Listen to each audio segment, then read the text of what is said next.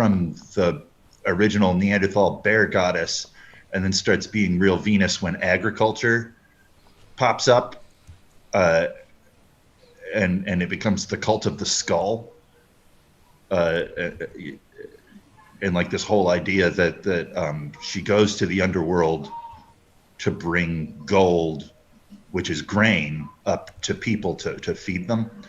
So later on, when cities get started and man gods pop up, and we suddenly have a whole bunch of gods, I think that it makes sense that Venus would view that as an upstart rebellion that she has to quell. But again, I don't think Gene Ness probably knew about this, because like I think that the major work in the Cult of the Skull was done only really like in the last 2 years. Anyways, that's my 2 cents about Kypris being a god hater. God hater. Wait, who's she with in the whole deal with Helen? Who falls on whose Say side? again? So wait, it's Venus, Hera, and Minerva or Athena? Is that the 3 who have to vie for against Helen for beauty? What's the deal with the 3 goddesses and Helen and that shit? The deal? I don't know what you mean by the deal necessarily. What's the story? Isn't Venus in competition with Hera and Athena in that story with it? Yeah, but Helen's not in competition with them. Helen's the prize. Helen's the prize. Yeah. It's Aphrodite, Minerva, and Hera, Juno, and Aphrodite promises Paris Helen. Because Helen's part of a set of twins, and with sets of twins, one of them is divine and one of them is mortal. So Helen's divinely beautiful, so she becomes the prize. And then that puts her at odds with Hera and Athena, who are the other parties in that competition. I don't know. Jordan knows the Iliad so much better than me. I don't really know what the lines are in the Iliad. Where's Jordan? Yeah, where did Jordan go? Unclear. I'll text her. But we have a Hera figure in Scylla, and when we have I feel like a Minerva. Really? I always thought of Hera as the echidna in this. Oh, yeah. You're right. Echidna as well. It's also, there's an interesting bit in the companion reference talking about how, although we want to make this Olympian, it's not. It's way more Titanian, and actually has a lot more similarities with Egyptian stuff, though I don't know that I agree with that. I haven't read too much into that yet. Britain says her internet died.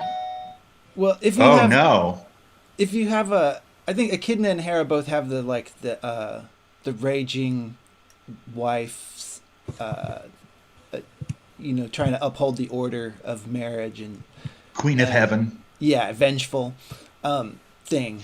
But then Trevigon and Minerva are very highly, I feel like, identifiable in this story. Sure, in many ways. Yeah. So I feel like we have the trio, Kypris against Hera and Athena, represented in the plot of this international intrigue. I find it hard to split Athena and Aphrodite into 2 different people, because they come from the same person. Like they both come from Ishtar, who is god of love and war, and so Athena is just taking the love part out and keeping the war part, and Aphrodite is taking the war part out and keeping the love part, but they're really the same person. They both are represented by Venus. Like Athena goes with the planet Venus too. I didn't know that. Yeah. Yeah. So I have a hard time split, and that's the thing with Greek mythology is, if you look at older mythology, you can see that all these gods are there. It's just that they're rearranged. Like the Venus Aphrodite person is also the oldest story of Ishtar is the Persephone one, that she goes down to hell and takes it over. Well, it makes sense that they are rearranged when there's the occasion calls for a new context. Mm-hmm. I feel like it makes them more convincing as universal constants if you find them in different orders. Sure. Well, and Athena being a patrifocal reworking of the Ishtar goddess, where they take all that ladylike love out of it. And she is not really born. She comes from the thought of a great man's head. Exactly. Which, I mean, so Aphrodite and Athena both are like that. Aphrodite comes from Uranos's penis getting cut off and his sperm falling into the ocean. So, like, they're both parthenogenically made. They have different relationships to Jupiter, though, to the king of gods. Right. Where Athena is definitely younger offspring of the king of gods, while Venus, Aphrodite, is definitely a peer, a sibling, if not actually older. I'm hesitant to say definitely, but yes, very much so. Which is interesting. Also, Kypris, Venus, and Mars are inextricably linked. They're like the most coupliest couple of all, and so Venus going to war is in character. Like Venus opposing everyone else gleefully, like going into battle with everyone, is in character for the greatest lover of war. All right. I think so. I mean, I think there's a lot of people that Venus quite coupley with. I mean, she's married to Hephaestus, and she also, alchemically, her big relationship is with Hermes. And they make that hermaphrodite. There's something, okay, but they're not the same as Venus and Mars. Venus and Mars, those stories are sexy. Those are the Venus and Mercury and the Venus and Hephaestus stories are like social situations stories. All right. I mean, the Venus and Mars one also involves a social situation, but it's overtly... And Hephaestus. There's manifest chemistry between Venus and Mars that I think you don't see as much with the other gods. You don't see as explicitly romantic. All right.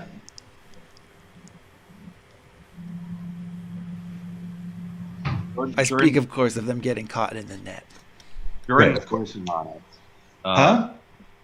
Jordan is working on it. I don't really know. I guess like she's got to restart her computer, but to do that, she has to run updates and all this stuff.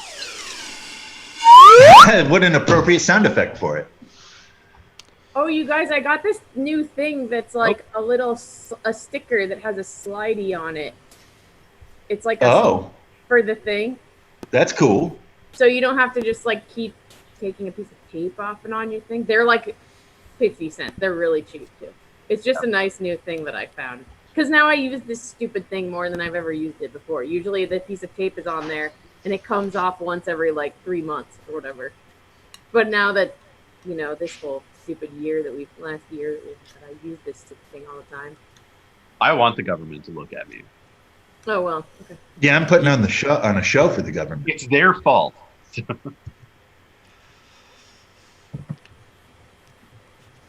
I like having my content curated by someone who's a little bit removed from the situation, so I feel like they're in the best position to see where what my best stuff is and flag it, Jordan's whatever back. you do.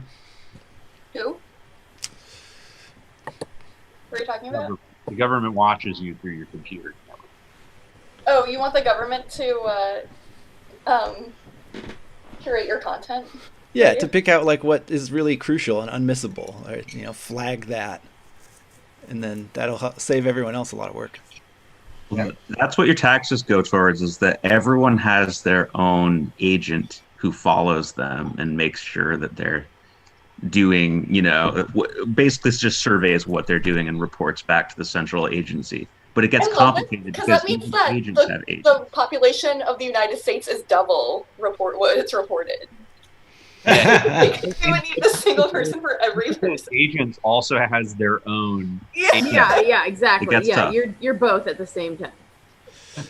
If they could really be a works progress administration built around this idea, like hiring jobs of people just to spy on each other, and we all know no one's gonna find anything worth finding in the spying, so we can all be chill about it. Yeah. Maybe it'll be worth it for the one giant coke ring or something that they figure out, but You'll find out precisely one before coke rings adapt. The coke ring, they're having Zoom meetings. What's a coke ring? What are you talking about? People who sell coke. You put it on Cane. when you're trying to stay virile for a long period of time. I thought that there was such a thing as coke dick that made it so that you didn't get hard. I've not done enough cocaine to really know about. What? I think you're thinking of cane coke. Is that right? Yeah. That's what steals your virility? No. I don't know. Like I don't sugar. support drugs. You can't say dick on Zoom, so it's cane coke. I see. What? Cool story. No, Anyway. it's not really working out. They had scientists. It is if you think that coke is somebody mispronouncing the word cock, then it is funny all the way through. No, I didn't get that till now. It's good. It's a good joke. You should try it again. You could rewatch it. I'll tell it to someone else and see if I can get it. Sometimes you know how you don't understand something until you teach it to someone. Yeah.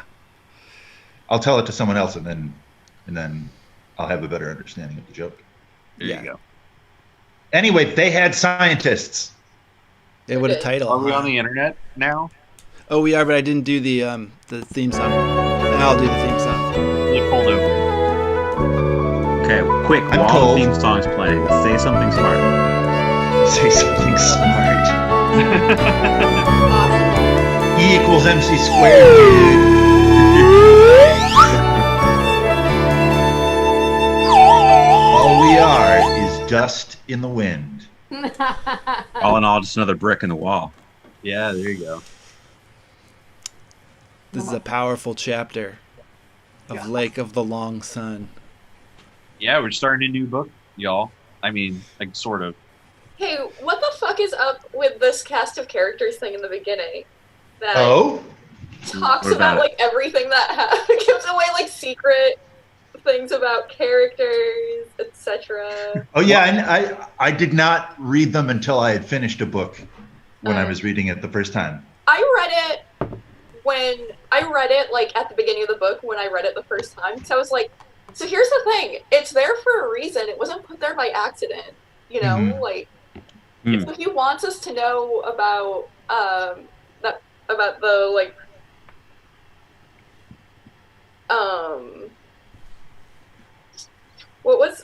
I thought Incus, is that his name? Yeah. They're just oh yeah, he's a black mechanic. Right away before we even I don't think we even have met him yet. I can't remember. Right? I don't think so. I don't know, it's funny. He's just I don't think so. Here are secret things about all of these characters. I think I remember, I don't know if they do this cast of characters thing before any of the other books, but I feel he says oh yeah, and Chenille is Silk's sister.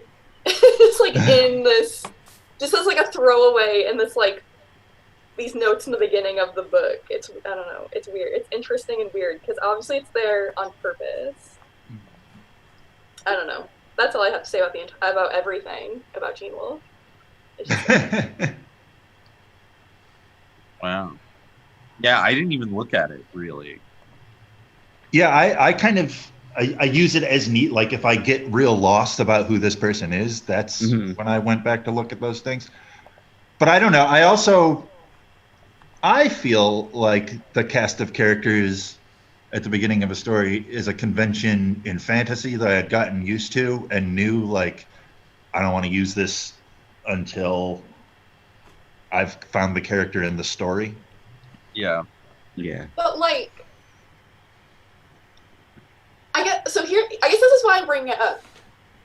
Should we assume that Gene Wolfe wrote it there, intending to be put in front of the second book, or is this like something a publisher put there? Because I don't think a publisher would like write these things for no reason and put them there.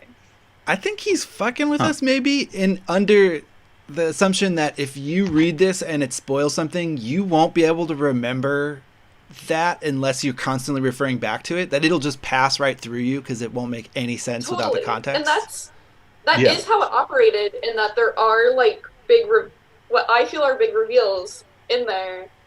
And I did read them before I had read the rest of the books, and it ultimately didn't matter at all. Yeah.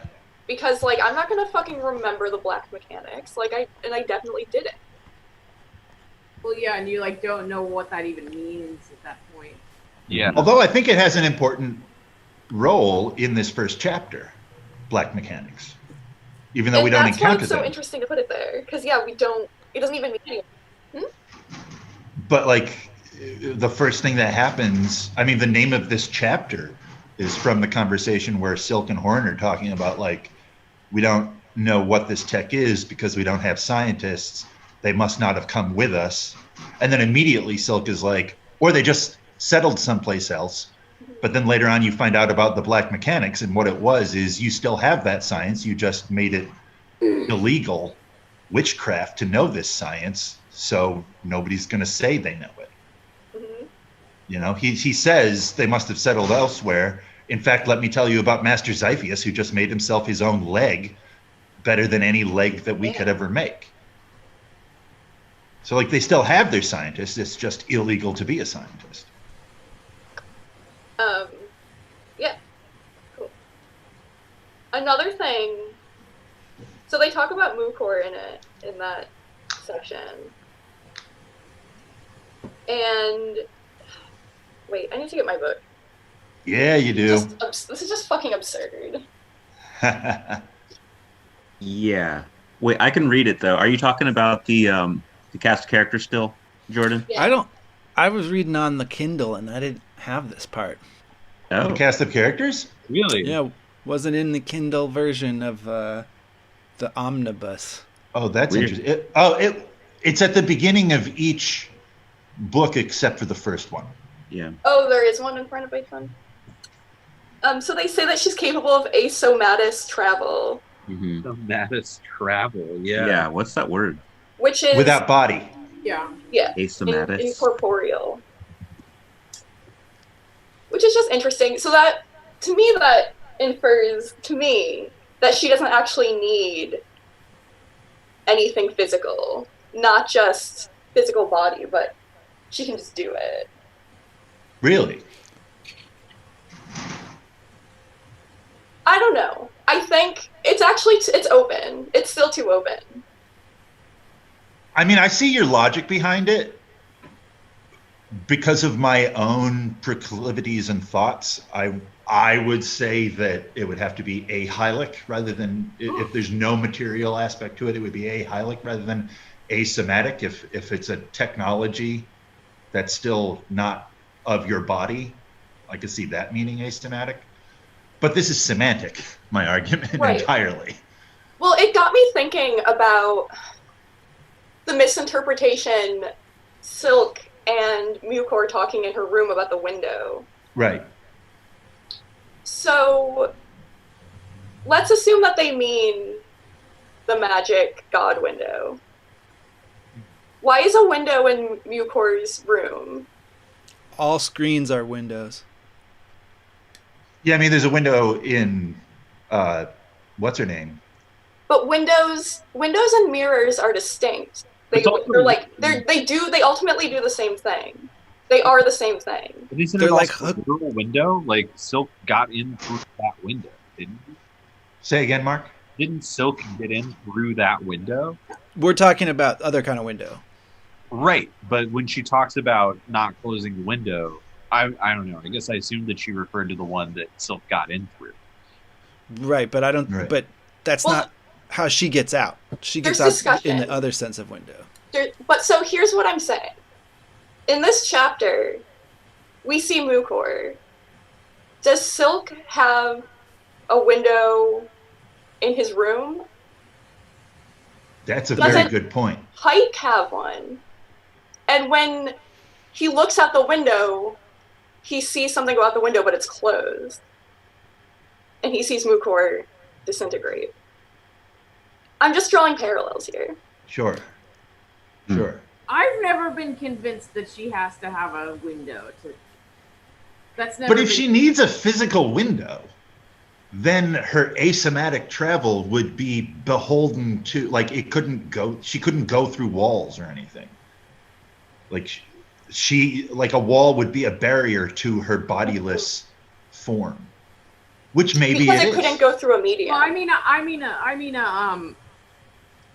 mean the monitor window. Right, Also, but if she I mean- needs like a window in her room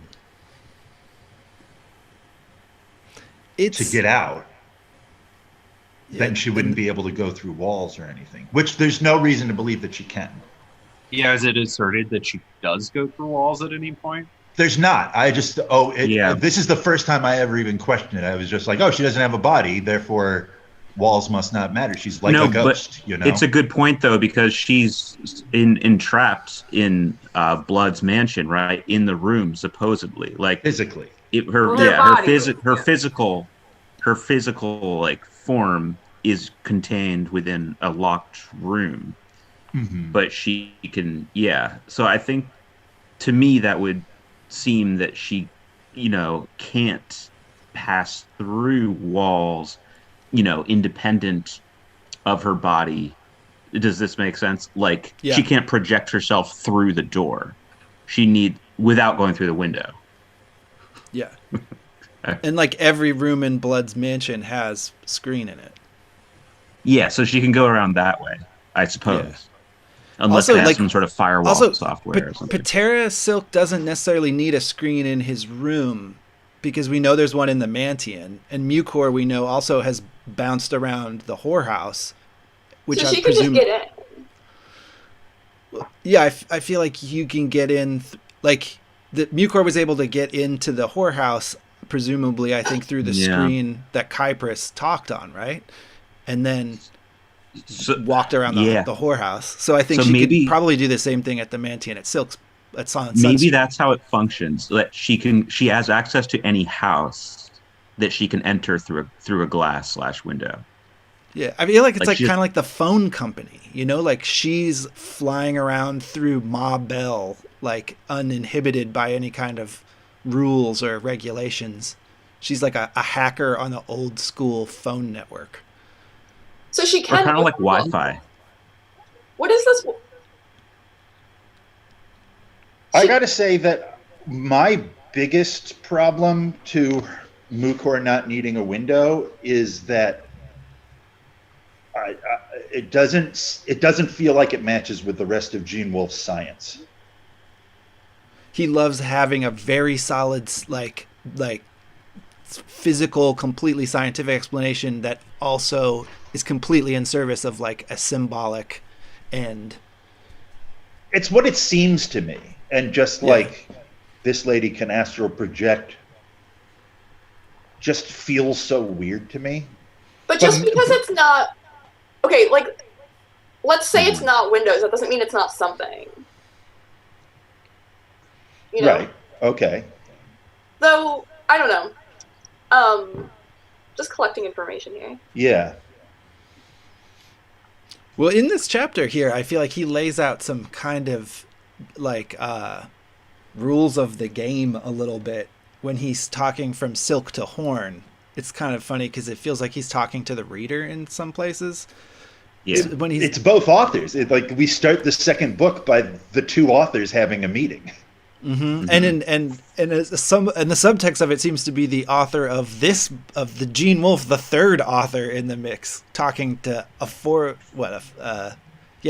party who is us, like talking to us about misunderstanding words. And I don't know, I guess if we move through this chapter, we'll get down there. It's more towards the end, but all of there's a weird convergence of Silk talking to Horn about Oreb that all seems to be about they're talking about reading meanings. Mm-hmm.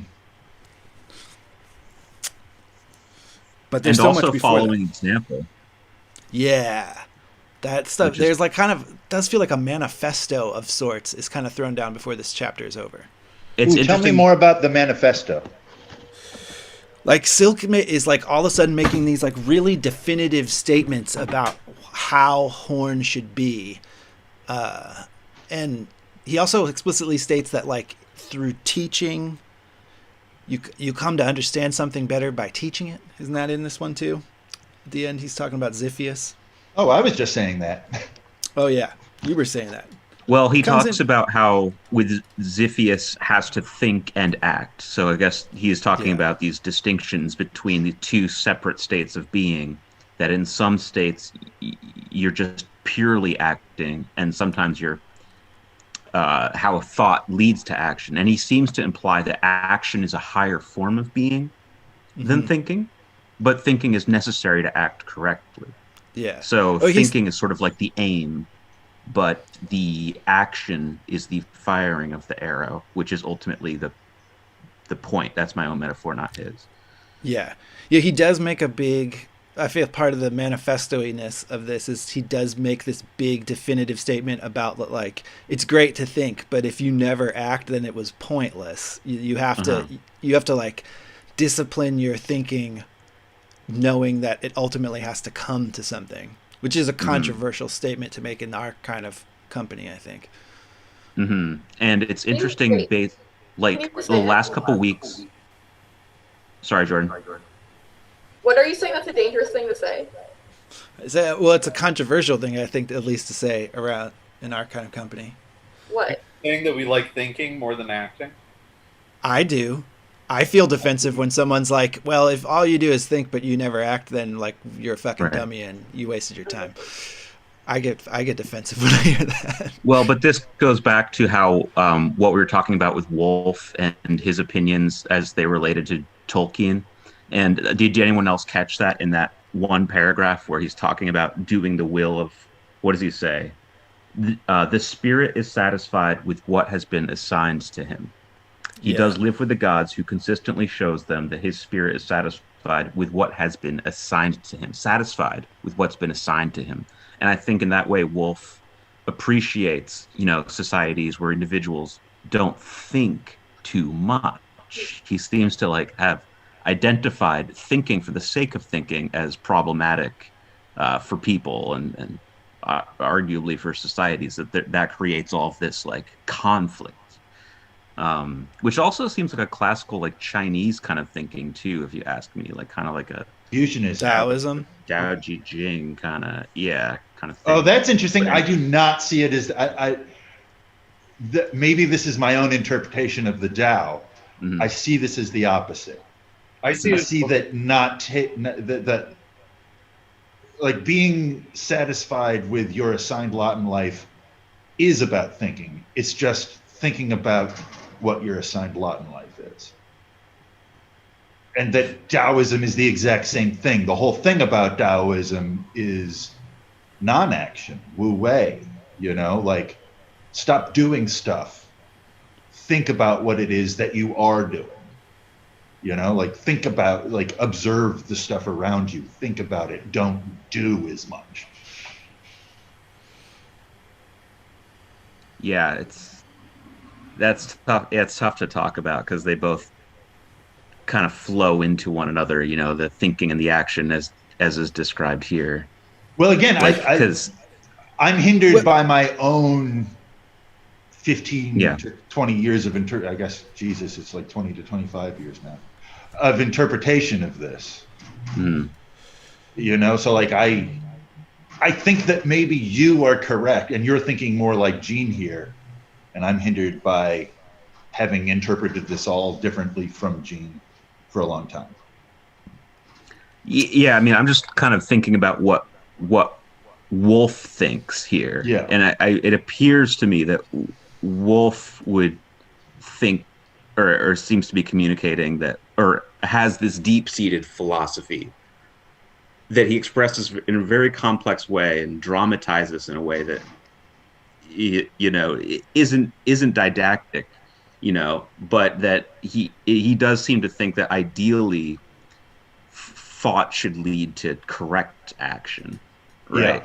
Yeah. And that it shouldn't exist as in a surplus. Like thinking in a surplus kind of creates this sort of this frenzy to anxiety and these tensions in throughout society that probably lead to violence and crime. Like I would think that's kind of Wolfe's interior philosophy. I would agree with you. Yeah. I disagree with it. What?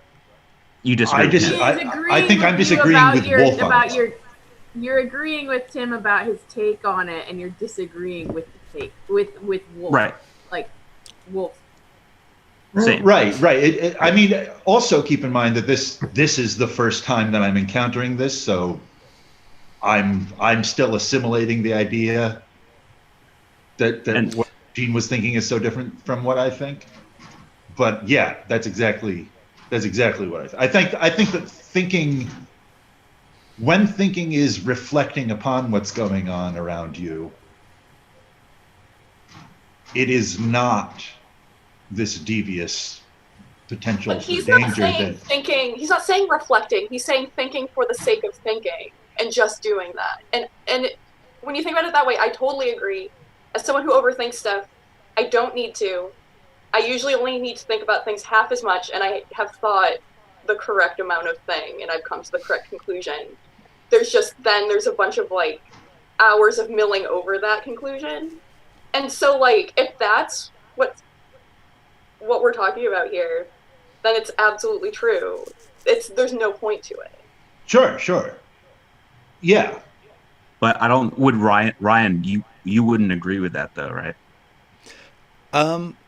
I feel like we're getting back to something I was trying to talk about before with Silk about his that like there's too much control that can get in your own way, and that like rather than trying to figure out what the right thing to do is all the time, that Silk is in a constant process of attempting to like have faith, like utilize faith to act instead of to continue to like litigate, and that this involves, I do feel like there's something in here that like when like what you would describe as not thinking, Tim, or as thinking less, I think is like trusting in one's own spirit. And here he defines the spirit as that Pos has given every man in his guardian and his guide, the best part of himself, his understanding and his reason. That like thinking has a role to help you, but then like if you get over it, on top of it, like if your spirit becomes like your tool instead of your guide, then you think there's like no end to it. I agree with everything Ryan's saying right now. Yeah. And Silk represents this. I feel like it's not an anti-intellectualism, but it is thinking less. It is at a certain point like allowing there to be an enabling constraint on one's own analysis by saying like my own perspective is limited. I have to stop short of being right and just go with what I think the universe is encouraging. Well, I think Gene Wolfe is very sympathetic to both sides, and I think he would see that there's like a, what do you call it, like an Ouroboros of like, direction to this argument that is manifested on one end by the Achaeans, right? Mm-hmm. Because, back in our analysis, we talked about Achaeans as being sort of like a extension of communism, right? Sure. Like, that's like the like ideal, perhaps, of like communism as Wolfe saw it. but I think he also saw it as like very sympathetic towards conservatism, right? Because it's sort of literally everyone is guided by like correct thought, right? Like correct thought. No one questions their place in the order of society. They have correct thought. That idea, that's why I thought it was sort of like classically Chinese. I feel like Tao Te Ching kind of talks about these structures of society and how rulers can kind of issue a kind of correct thought to everyone below them in a way that creates a less friction. I know. I mean, there's I don't think that's Taoism. I think that's Confucianism. I'm not saying I agree. Yeah, I don't think I think it's just the other Chinese philosophy. Confucianism is about structure. I think it's, or maybe I'm thinking of I Ching. Are they? No, I Ching is the one with the Tao Te Ching. Or is I mean, I Ching comes before the Tao Te Ching. I Ching is that's the divining one, right? Right. Tao Te Ching, that predates Taoism and Confucianism becoming. Taoism and Confucianism both come from the I Ching. Right. Oh, yeah. You know what a Taoist concept I think is definitely relevant here is the uncarved block. Yeah, poo. Silk is definitely striving for an ideal of uncarved block, and I feel like I relate to this in the sense of feeling over socialized, and that in an attempt to function as a person, I need to sometimes get back before like the rules of society. You know. Have you been reading Unabomber again? Not recently, but it does always seem to come up. Oh yeah, speaking of poo. But the other poo. Did I bring up that Tim Kinsella quote about Zach Hill before at this club yet in regards to Silk? No.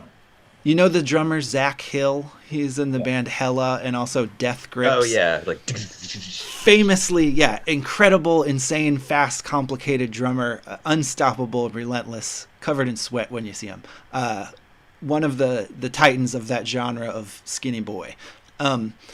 And he said a thing to Tim Kinsella, who's a singer, who then sang it in a song about how, when asked how can you play drums like that? Zach Hill's explanation was, I just figured out how to get out of my own way.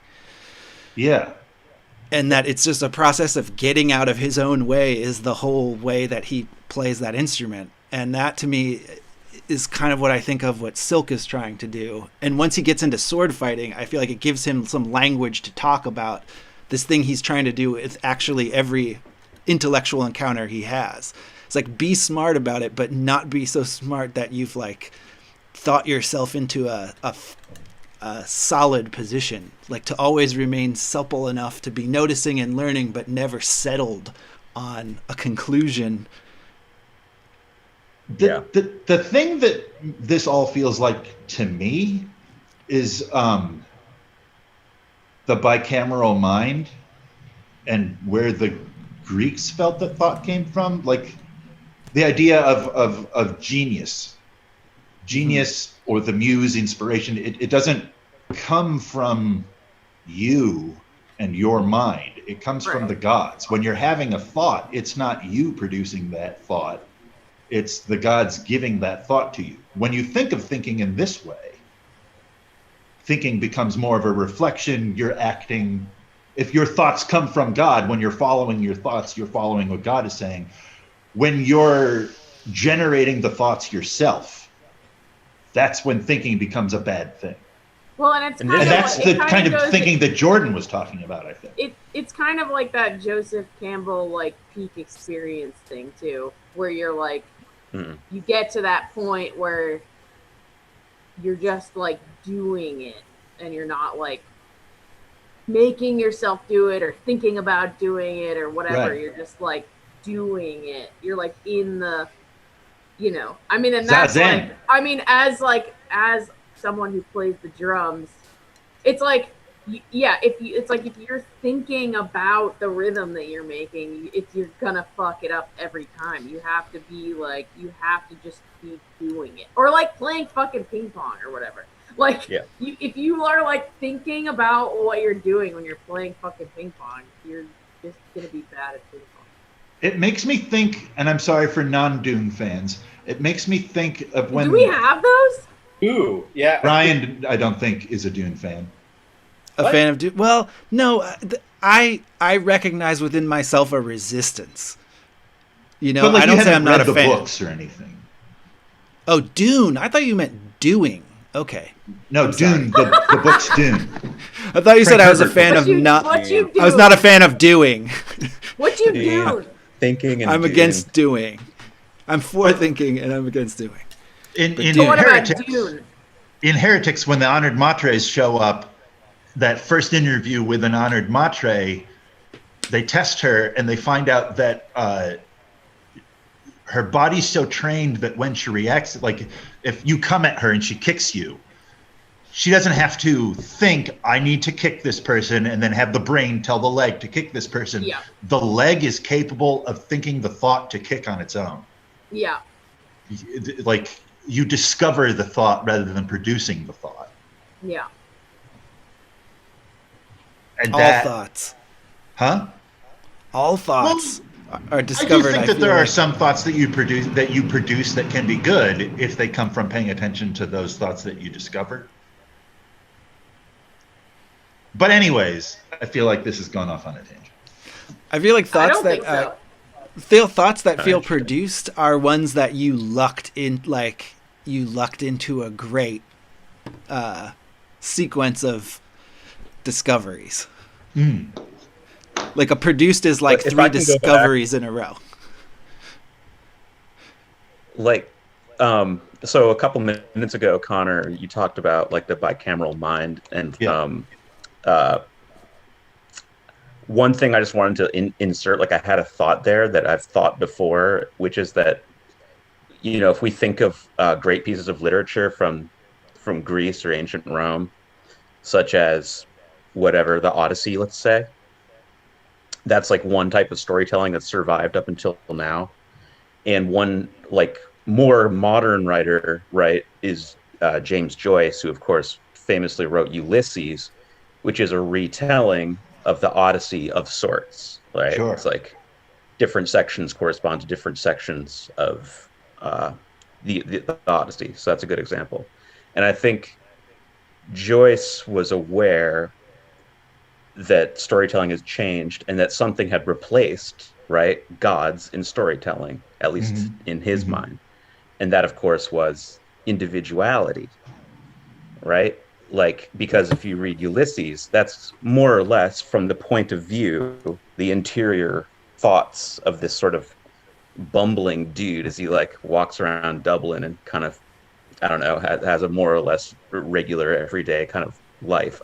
If I remember, I read Ulysses back in college, but I think it's more or less like a day in the life of this guy. Yeah. I forget his name. Is it Leopold Bloom, right? Bloom? Okay, that's what it is. Yeah. But anyway, I think that's like a missing aspect a lot of times that people don't realize about Ulysses, which is that I feel like Joyce was saying that individuality, our interpretation of consciousness has just replaced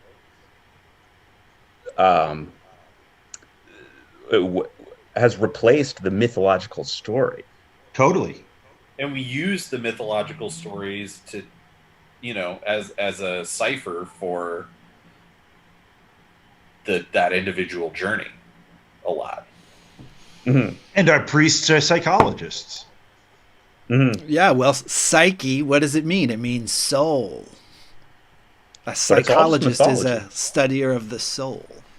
It's all just storytelling, though. You know, the fact that you're a person, it's just a story you tell yourself. Yeah. And I think that you know, there's an explicit movement within depth psychology to say that thinking about things in terms of a pantheon is way more helpful and conducive to like personal well-being than attempts to integrate all of the conflicting impulses of a person into like one unified character heroic story.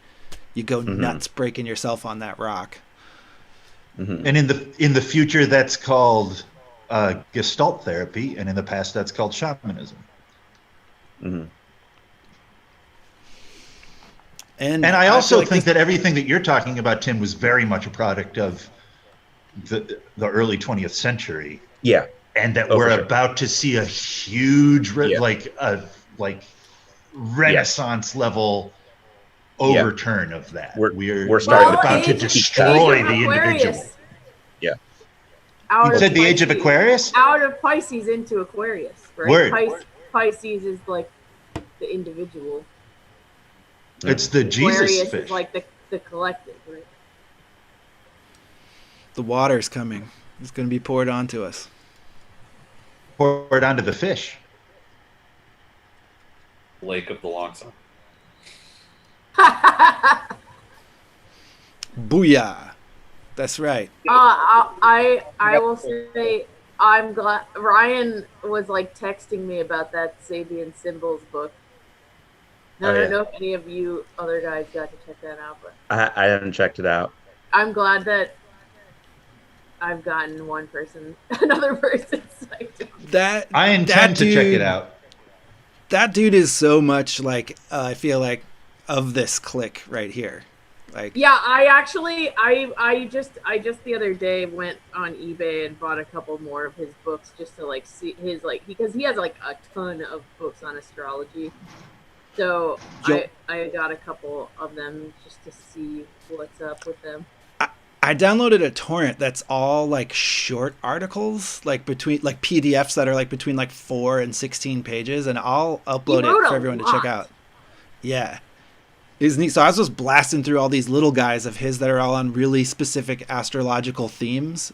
Yeah. And it just it's so germane to all the stuff we talk about in here, just of like And symbol like the way that correspondences. the way that he writes, I think is like really. It's like sometimes you read shit that was written in the 70s, especially in the kind of like new age whatever realm, and it's just like you're like, oh fuck.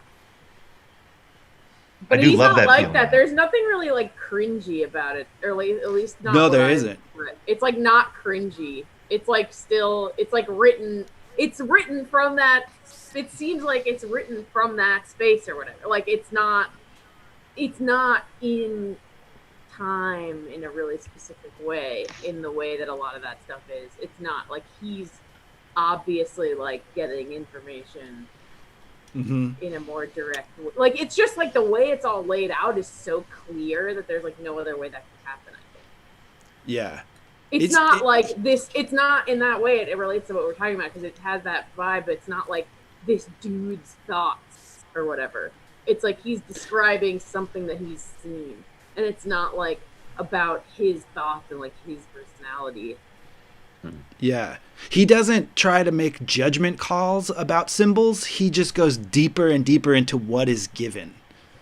And I feel like it's really it's exciting to watch somebody do that with like the intense confidence, because it is, I feel like again it's a lot like Silk. It's like he's taking what is presented and being like, this is the information, this is all of it. I will react, I will find in here what the meaning is using And just what's in also, front of me.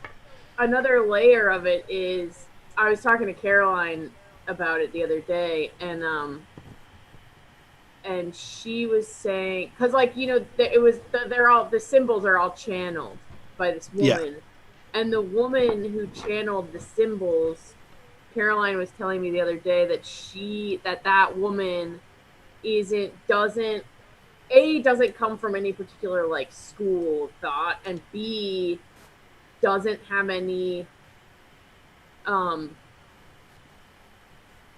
like narrative about or hasn't assigned any kind of, there's no like story about like who she's channeling it from. Like it's not like I connect to this entity or like this group of entities or like through this it's there's no like story about that either. So it's just like it allows her this certain flexibility in in creating these symbols, because they can be like fucking anything. It's like it'll like some, the one, like some of the ones that I have in my chart. It's like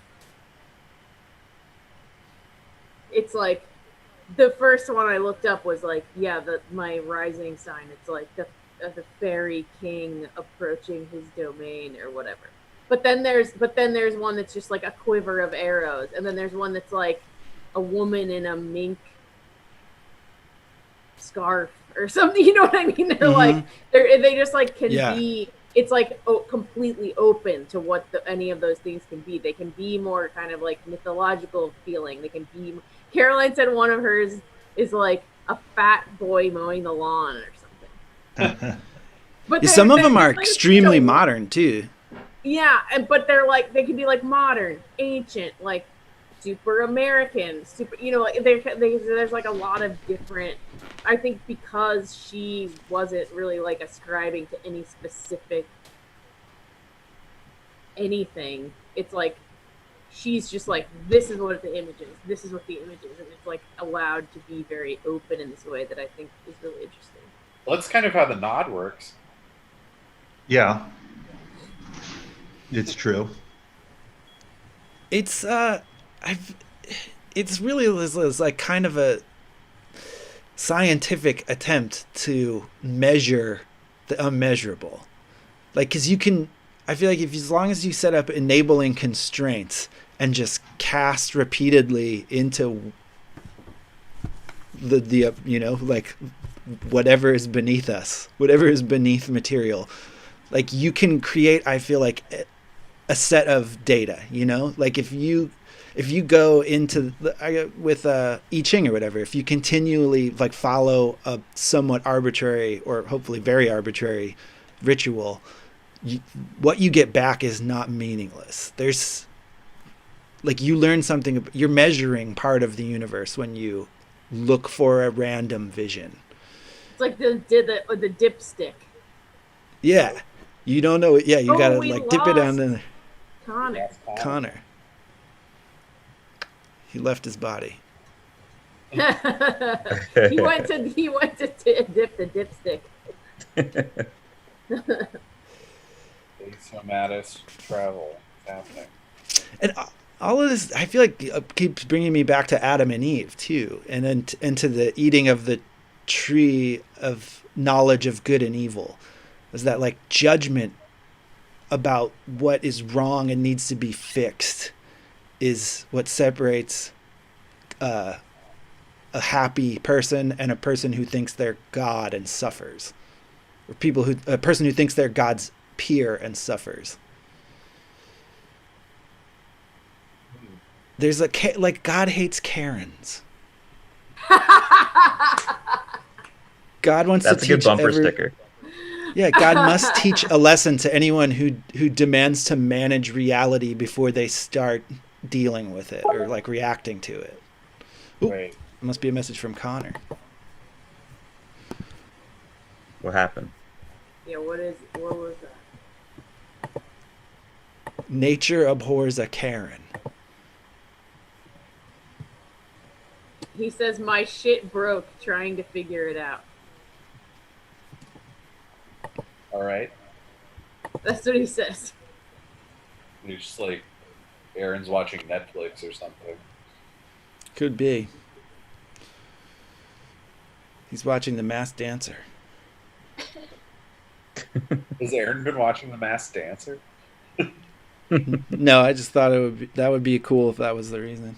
That would be a funny thing for him to get into. It would be cool to have a friend who watches The Masked Dancer and then complains for like 6 days about who the fuck was that person that was unmasked. I'd never heard of them before, but they love the show and continue to watch. Isn't that every fan of that show? The Masked Singer? Yeah. No, I know about who. I know who good half of them are, and I feel like satisfied with probably a third of the unmaskings. Yeah, I've seen them all. Yeah. I only knew who a couple of them were. Only once in a while do I know. Because I can't remember, like, celebrities, Yeah, there's a lot of people who are, I feel like, past my time or whatever. They're too Yeah. recent. But you get Tony Hawk. That keeps me going for. I'd say that's good for like Oh, 3 Tony Hawk was episodes. on it. Oh wait, I do remember that. Yeah, I'll that was a good never. one. So like, I'll never reach the height of when I guessed Ricky Lake. Like, I'll never be that good again. And Did Donny Osmond, I knew that was Donny Osmond. And Seal, I also knew Seal. You knew Seal.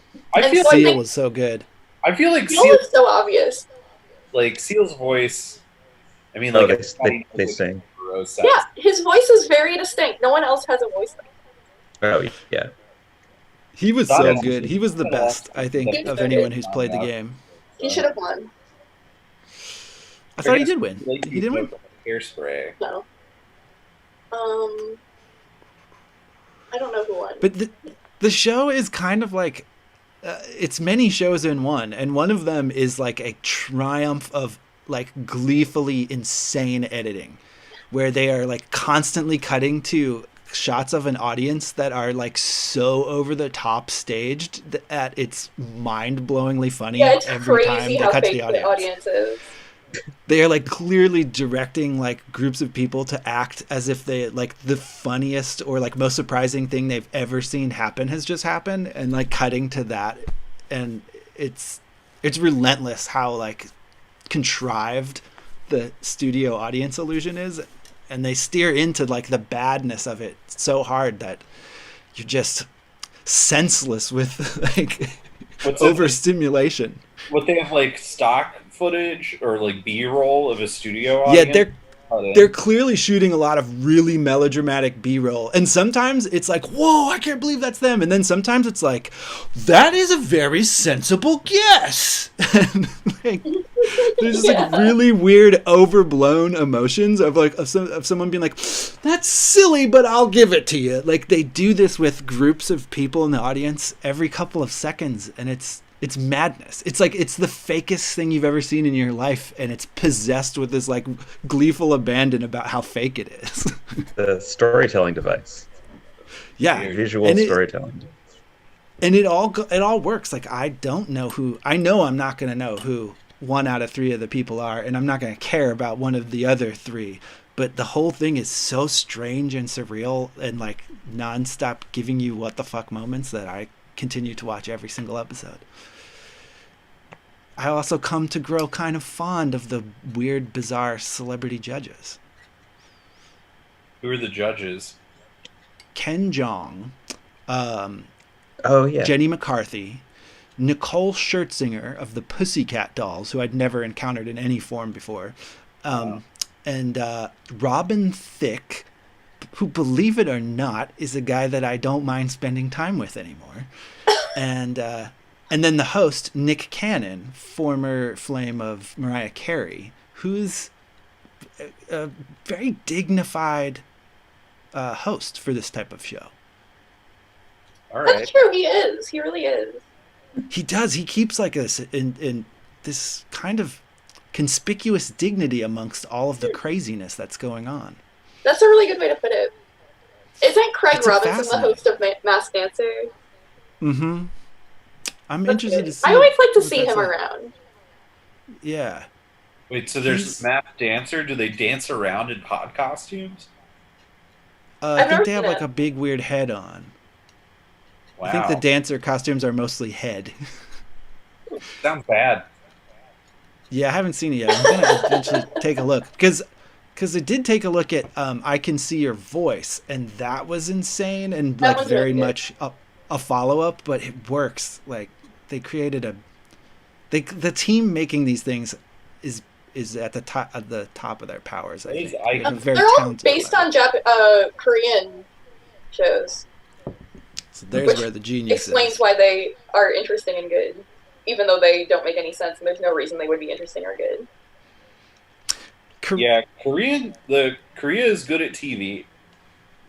They had I feel like a very auspicious like 2 or 3 decades of crazy growth in South Korea, where like over the course of like one generation, they went from you probably have an agrarian family job to you have 5 credit cards. Mhm. And then so we saw like all the amazing Korean movies of the last bunch of years were like, I guess the equivalent of kids who had kind of, who were like just one generation from seeing how shitty um, an American style life is. They got like to smoke the whole pack right away and be like, this is disgusting. I think Gangnam Style was like the official worldwide cultural phenomenon that was born of young South Korean like uh, cynicism and resentment about America. Hmm. But it's still also like so Western. Yeah. Oh yeah, I mean it's completely we dictated a way of life to South Korea after the after the Korean War. We said Yeah. you live like this now. Yeah. Credit cards, factory, Stony. stock. Yeah. And so their sensitive artistic young people are like been ejected with pure aspirational capitalism in its highest dosage.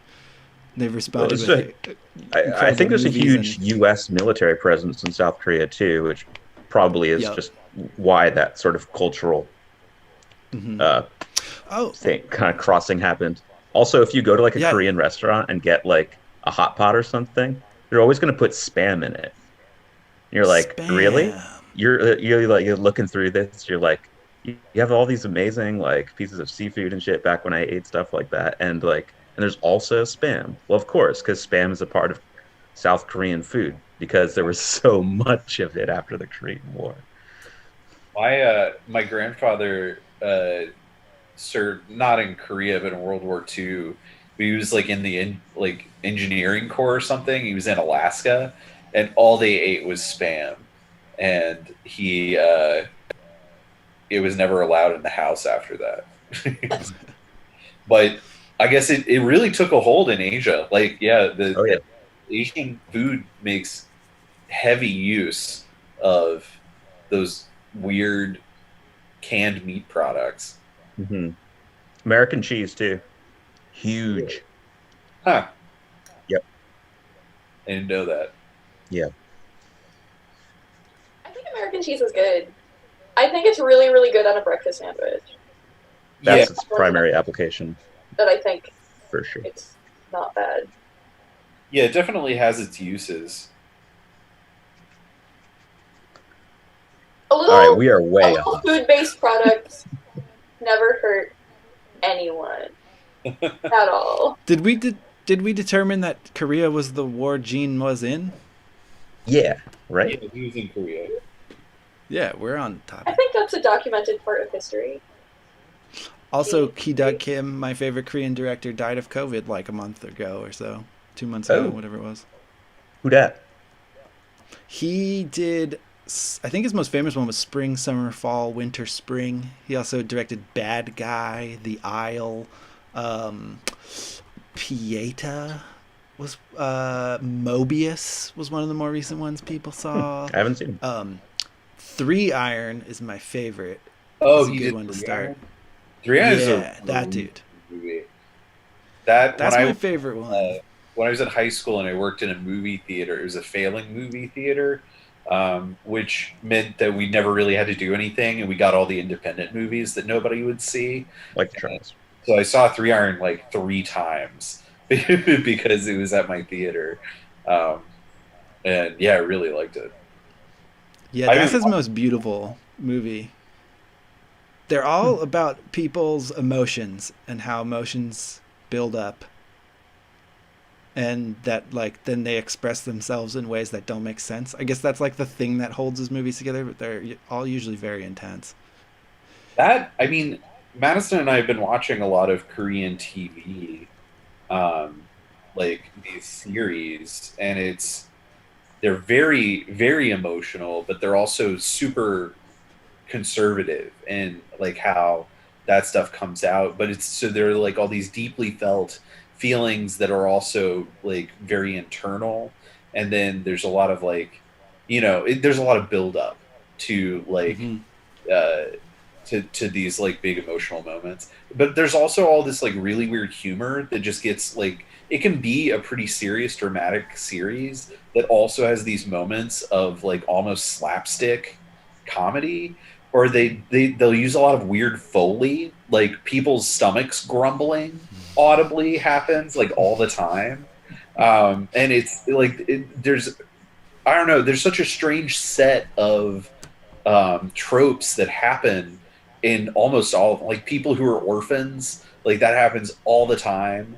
Um, and oh, what else? There's just, I don't know. It's very interesting how that culture has kind of is like reflected in some of the media. Hmm. But I don't know. They make good TV. They make good movies too. It's going to be interesting when other countries own all of our country, and like the thing you can do as a American is maybe hopefully go somewhere and give them ideas for TV shows. Like I think think of it all the would be countries good. around the world that are going to need their own like Netflix shows in the future, and they'll like hire like you're the only American in a Estonian city, and you write their TV shows because that's what Americans can do. There's, I mean, so much of Hollywood is beholden to like China, because like so many movies are made not so they'll do well in America, but so they'll do really well in China. I feel like eventually we'll get to the point where the like the center of entertainment moves out of America entirely. And it'll be really interesting to be in a position where Yeah. we're like, I mean, I'm already interested in a lot of foreign media, but like it'll be very interesting when that's like the mainstream shit that everybody is watching. So like when a big movie comes out, it's not like the Avengers, it's like, I don't know, Cass Hearn or something. Hmm. I imagine that like there'll be a China if will be creating entertainment content, sort of like a restaurant, and then the Americans will be the people who work in the kitchens of these restaurants. I mean, I guess there's a whole like industry apparatus already, so it's not like that's going to go away. That it'll just get repurposed.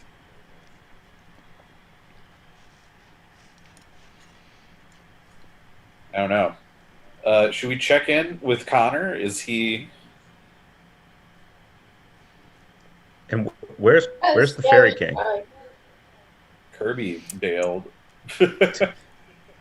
I'm gonna pee. Maybe they'll both reappear while I'm peeing. Yeah, all right.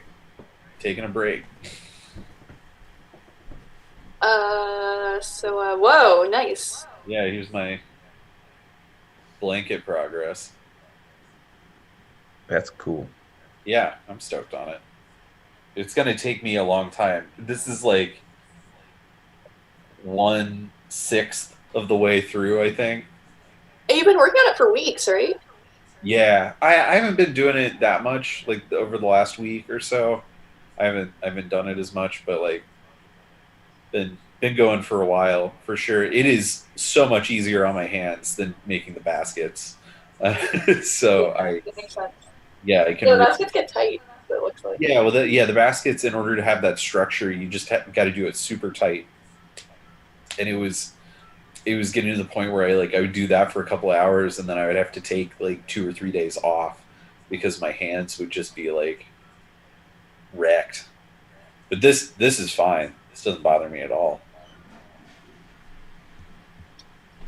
Yeah, when I make socks, which I'm doing right now, because it's just way smaller and tighter, it does also hurt my hands when I do it for too long. So they take a long time because they're very, very small, and you can't work on them all the time. Yeah. Madison's just been fucking blazing through sweaters. Weed. No, not that. But sweaters, yes. She's making my wrestling sweater now. That shit looks like it's gonna be gonna be awesome. Nice. That's great. I'm very excited about it.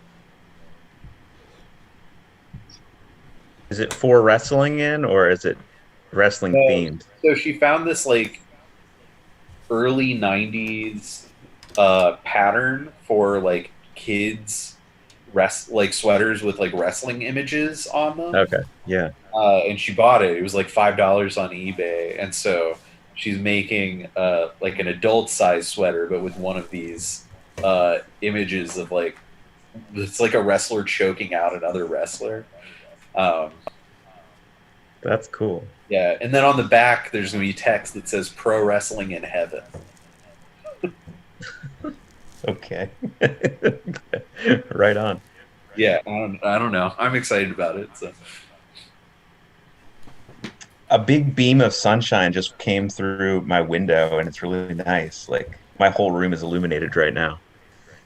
Everything is Like, it's the time of day when the sun, like, I guess, came directly in front of where my window is, and the clouds have parted just so.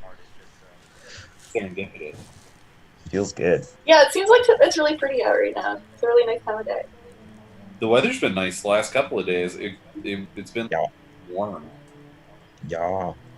Yeah. This is so funny. Like, when's the last time we actually talked about the book? Like, not today, but I mean, like, in the in the history of Wolfpack, when is the last time we like actually had a meeting about that was really about the books? Do you think? I feel like quarantine derailed us just because most of us don't talk to anyone else any other time. Yeah. Yeah. I guess Yeah. Like, major. it's crazy to think that we used to cover like 4 chapters of New Sun. Like, supposedly. The chapters were all like really short. Mm-hmm. That's For true. sure, but still a lot of content.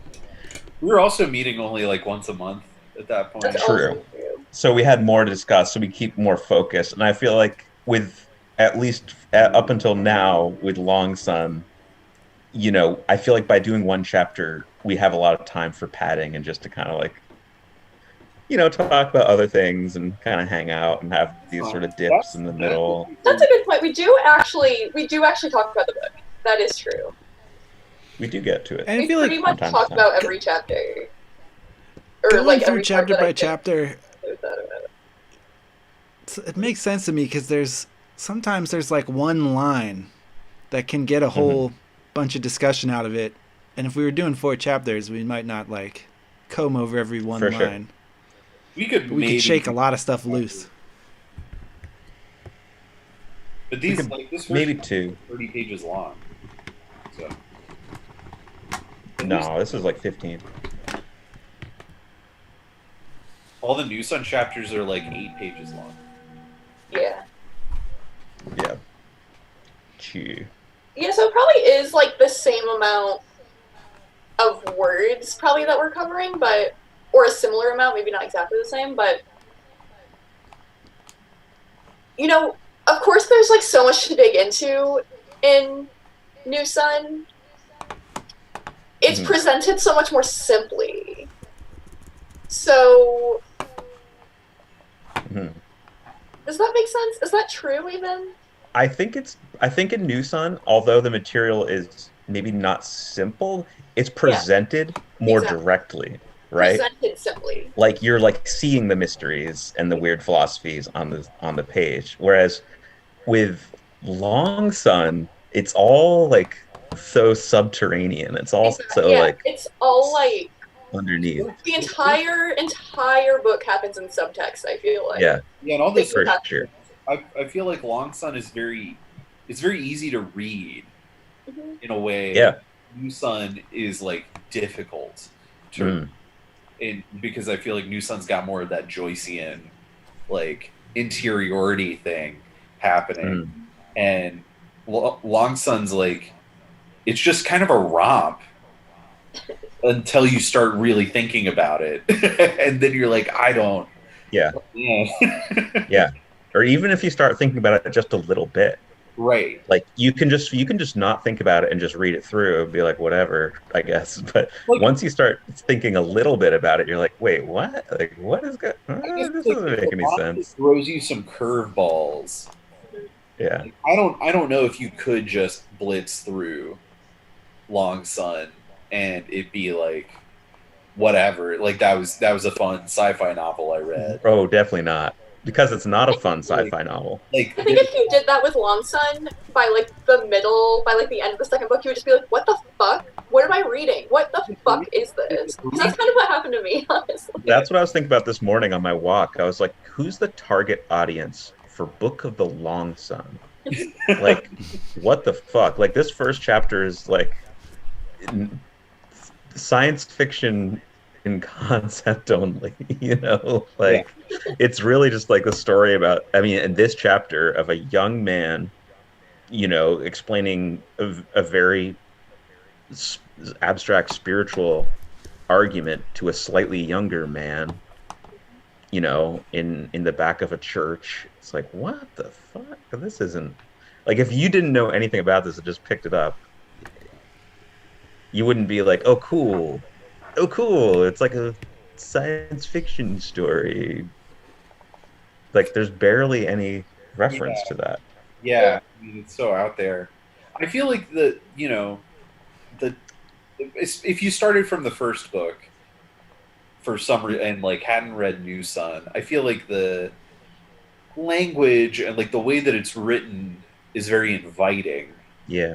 Like it'll bring you in, and then Wolf is like, "All right, I got you.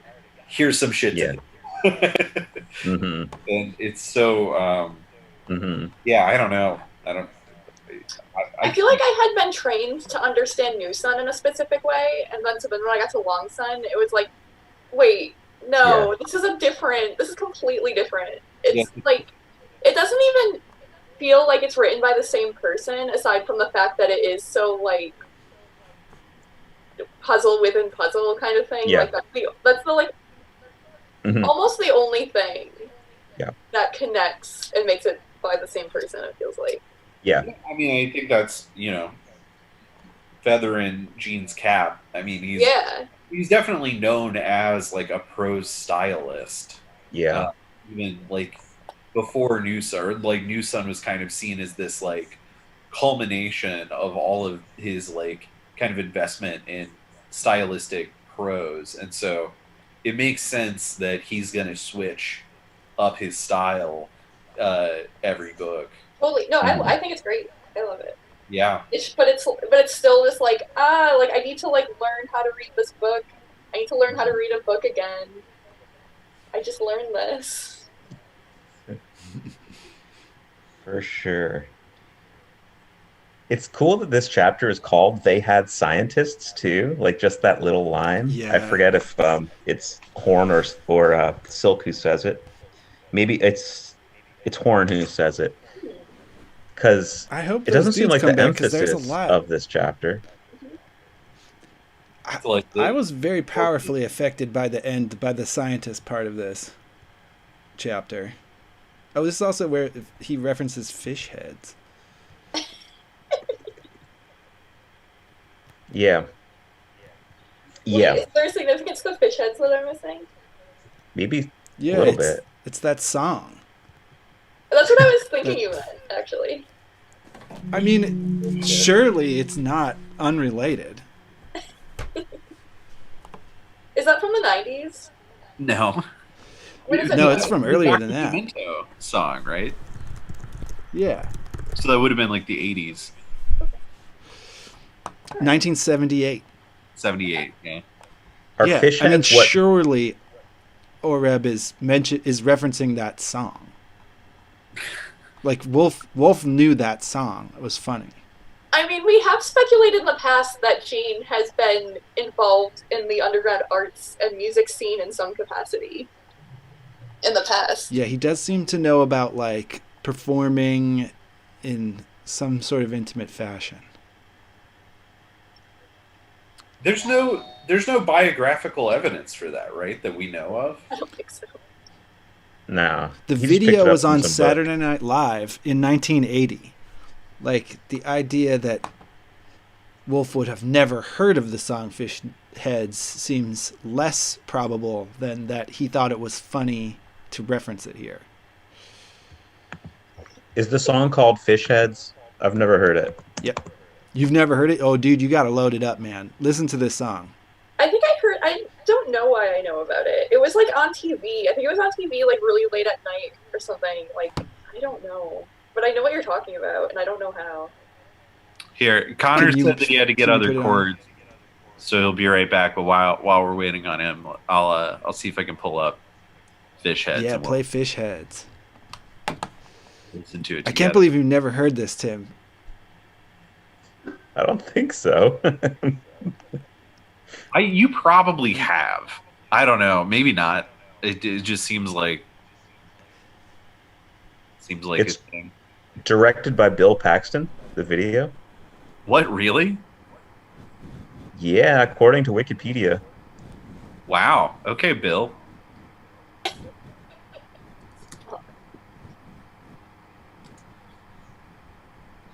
And was on Saturday Night Live, yeah. Okay, which one? You guys, I think I have to go. What? Just my cat is really not doing well, and Oh, no. Oh, What's happening? I just think You should go, Jen. yeah. Yeah, you should go. Take Okay, care. bye guys. See ya. Okay. Bye, Oh, poor buddy. Conrad. Poor Conrad. That sucks. I think about that with Quimby a lot. Like, Yeah, it's hard. I mean, having an old cat. Yeah, they get old.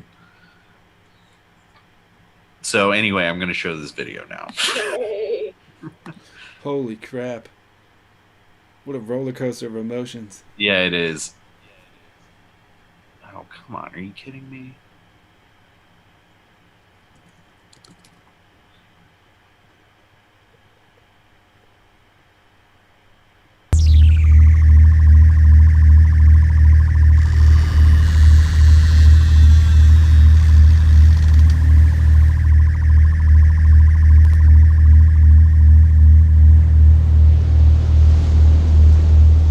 What?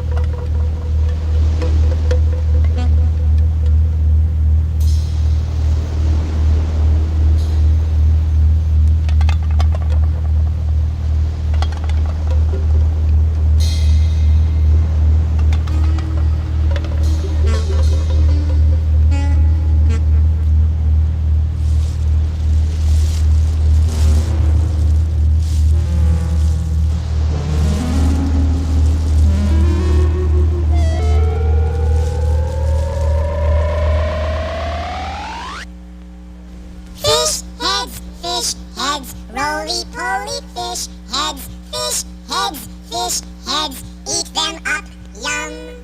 Fish heads, fish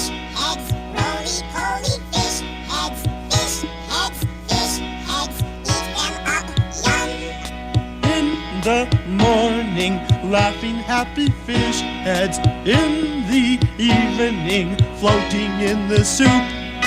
Fish heads, roly-poly fish heads, eat them up young.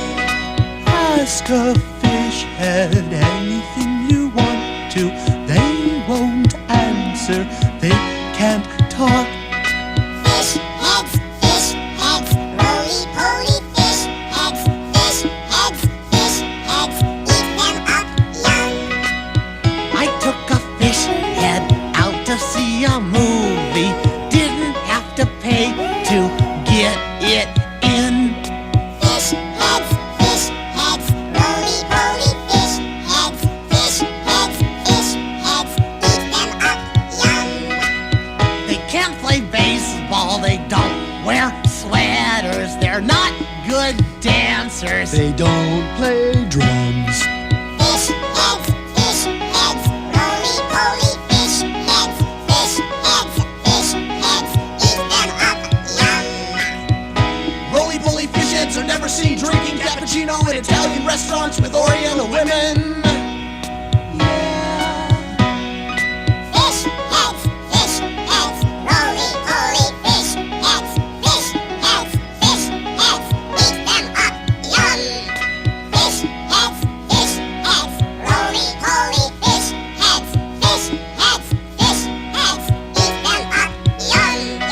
Fish heads, roly-poly fish heads, eat them up young. Fish heads, roly-poly fish heads, eat them up young. Yeah. Yeah. Okay. Aura brought us to that, I guess. Yeah. Yeah. Or Did we lose directly Jen? references it.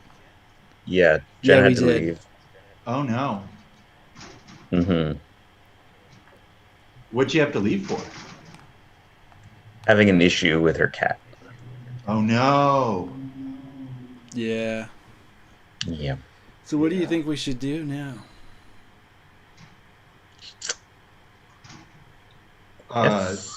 I'm all for waiting for another occasion when we can all get together. Yeah. Sorry, my shit got fucked up. It's all good. Yeah. Um, Happens. It seems that there's a lot of What's Flux. up? What's up? Hi. That must have been fun to come back to, though, Connor. Oh yeah, I love fish heads. That I'd never heard that song before. Oh, And- I encountered that when I was encountering Weird Al for the first time. Oh yeah, I never did. It's But all it Dr. Demento. actually reminded me of a lot of Kids in the Hall sketches. Sure. mhm. The absolute nonsense. Yeah. Seemed like it might have been influential on them. You know who loves that song? Stu. I feel like it must be of a certain age. Like if you were a It's- certain age when that thing hit.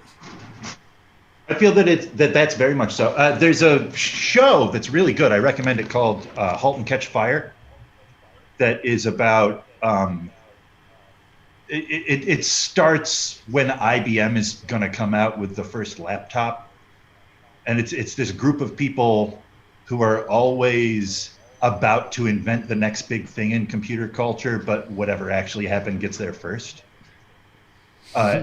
And when it starts out, one of the characters is a tiny baby. But by the last season, she's a teen. And there's one dude who keeps sweeping into all these geniuses, and he's like some better than everybody else, fantastic rich person, manic pixie dream girl that sweeps into your life and turns it upside down, and you realize that you're a genius. And so he's the girl who was a baby at the beginning. She's the one who invents Yahoo. She has this idea in her, and that guy, the manic pixie dream girl guy, is trying to get it out of her, do his thing with her. And he's driving her around, and she's listening to music, and he's like, "What are you listening to?" And she's like, "Oh, you wouldn't like it. You know, it's too young for you." And he's like, "No, I'm the weirdo. I'm at the cutting edge of everything all the time. I've always been there before everybody. I will like your cool song. And she plays Fish Heads, and you can see his face be like, oh, the world has finally passed me on. I feel like that is what that kind of culture is like. It's there to be too much for you, in a way that the 80s were punk more than any other time, you know? Mm-hmm. Anyway, that's my thoughts on Fish Heads. I love that song. I think Gene Wolfe loves it too. Possible. Yeah, did we explain to Connor why we were watching that? I think we've seen a reference to it in the text. In this Yeah, chapter. yeah. Orib keeps saying Fish Heads. Yeah, I guess because it's you like a could put that catchphrase. together. That makes sense. Orib took a fish head to the movies. Didn't have to pay to get him in. That's the best part. He's bragging about how he didn't have to pay to bring in a fish head. As if he would have to. Like, I got in a free guest to the movies. Because all of his dumb friends are like paying for a girl's ticket. Like It makes suckers. me think of a Conan O'Brien joke that I really like, where it was he was being Charlton Heston just saying stuff when he used to do those interviews with the mouth cutouts, you know? Yeah. And Charlton Heston's saying absolute nonsense, and he says, I took a gun to the movies. Gun didn't pay. That is good. That's really good. Anyways, I would wait for Jen. I like Jen. I think Jen is important. Yeah. Yeah. Wait, did she imply that she was coming back? No. Oh, I don't know. You think she I quit thought the it was group? like, oh, there's an emergency. Oh no. Yeah, I thought we would No, meet she's in another the- time. Yeah. Yes. Yes. I mean, we could just, like, hang out. We could hang out. I don't know. Just Yeah. saying. We could cut the episode short.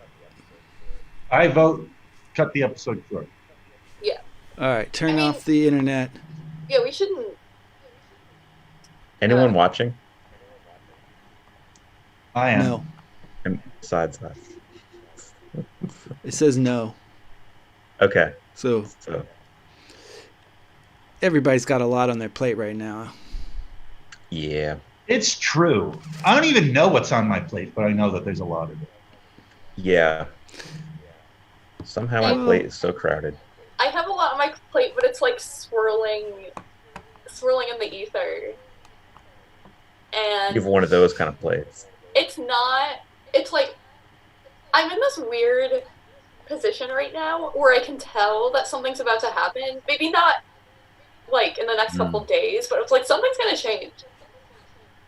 I'm not prepared for it, and there's no way I can prepare for it because I have no fucking idea what it is. Yeah. Whoa. And it's Definitely feel that. it sucks.